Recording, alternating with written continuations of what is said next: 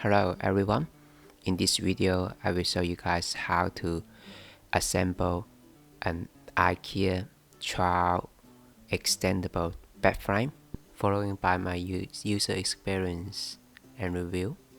Let's get started. I have disassembled this product previously. This time I reassemble it again. Some of the components will already be attached from the last disassemble, so it's not a fully assembled process. However, the steps are the same. If you would like to see the disassemble video, please find it in the description provided in below. The article number from IKEA is 503.580.73. In the description, I also provide a link to the IKEA website. More detail you can find about this product from there.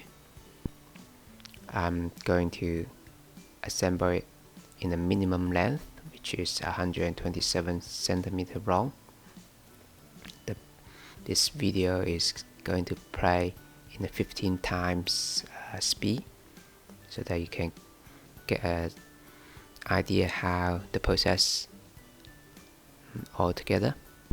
One mistake I did make when I reassemble the bed is when you see in the video right now, I'm trying to install the bracket for the middle of the leg.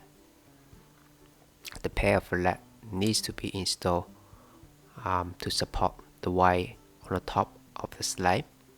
So don't just install the plane.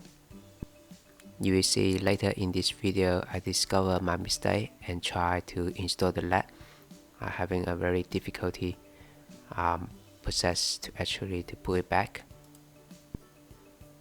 The style of the bag looks quite alright, and you got this idea about extendable.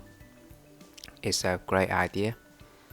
However, when you actually using it to adjust in different length, I discovered that there are only 3 lengths you can set, because the mattress only allow you to put in 3 different lengths. The mattress is like 3 blocks of mattress. You can put 1, 2, and 3. 3 together is single length for a single bed. Now the bed is restricted to 3 different lengths. When you try to adjust the length to adapt to the length of the mattress, the difficulty comes to the slab. The slab is very difficult to adjust. It has this interlace system. When you want to adjust it slightly, it's very difficult without hammer. Then you also need to consider about the mattress is relatively expensive than one piece of those typical standard single mattress. In summary, the problem I found is the slab is very difficult to adjust to different lengths. After you install it, it has no problem. It's a child bed frame, very stylish. The minimum length is 127 centimeters.